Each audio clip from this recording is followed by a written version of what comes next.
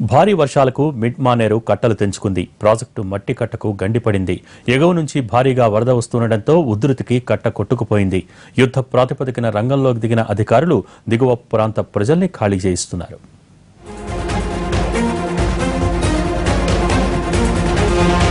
కరీంనగర్ జిల్లాలో నిర్మాణ దశలో ఉన్న మిడ్ మానేరు ప్రాజెక్ట్ కట్టకు గండిపడింది. వర్షాల వల్ల ఎగువ మానేరు నుంచి భారీగా వస్తున్న వరదతో మిడ్ మానేరు మట్టి కట్ట ఒక్కసారిగా కొట్టుకుపోయింది. భారీ మొత్తంలో ప్రవాహం డ్యాంలో చేరడంతో కట్ట బలం సరిపోలేదు. దీంతో లోతట్టు ప్రాంతాల్ని అప్రమత్తం చేశారు అధికారులు. కొదురుపాక, మన్వాడ, రుద్రవరం గ్రామాలను అధికారులు ఖాళీ చేయించారు. గండిపడిన కారణంగా సిరిసిల్ల, కరీంనగర్ మధ్య రాకపోకలు నిలిచిపోయాయి. భారీ వరద స్థానికుల్ని హడలెత్తిస్తోంది. విషయాన్ని తెలుసుకున్న అధికారులతో పాటు ఎన్డీఆర్ఎఫ్ బృందాలు గండిపడ్డ ప్రాంతానికి చేరుకుని చర్యలు చేపడుతున్నాయి. అటు షాబాస్పల్లి రోడ్ వరద ఉధృతికి నీట మునిగిపోయింది. వేములవాడ, కరీంనగర్ రూట్లో వాహనాలు బోయిన్పల్లి మీదుగా మళ్లించారు.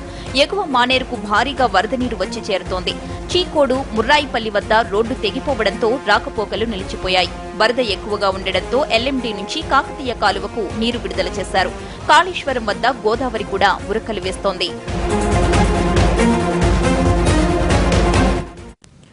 మిడ్ మానేరులో వరద ఉధృతి పెరుగుతుండటంతో ఎన్డీఆర్ఎఫ్ బృందాలను సిద్ధంగా ఉంచామని అన్నారు మంత్రి హరీష్ రావు. కరీంనగర్ జిల్లాలో వరద పరిస్థితులపై ఆయన సమీక్ష నిర్వహించారు.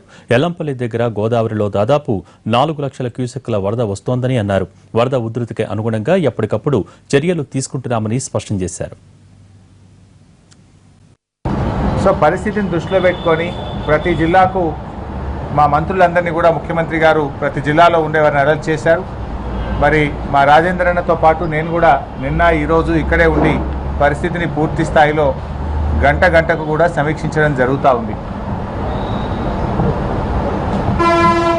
మన ప్రిన్సిపల్ సెక్రటరీ మీనా గారు కూడా కరీంనగర్లోనే ఉన్నారు. ప్రిన్సిపల్ సెక్రటరీ మీనా గారు, చీఫ్ ఇంజనీర్ అనిల్ గారు, చీఫ్ ఇంజనీర్ వెంకటేశ్వర్లు గారు, ఇద్దరు చీఫ్ ఇంజనీర్లు, ప్రిన్సిపల్ సెక్రటరీ గారు, జాయింట్ కలెక్టర్ మన కరీంనగర్ జిల్లా నలుగురు కూడా మిడ్ మానేర్ సైట్ దగ్గరనే వారు అక్కడే ఉండి ప్రతి గంటకు మరి హెడ్ ఆఫీస్తోని స్టేట్తోని మానిటరింగ్లో వాళ్ళు కొనసాగడం జరుగుతూ ఉంది. మరి ఎస్ఆర్ఎస్పీ దగ్గర పరిస్థితి పూర్తిగా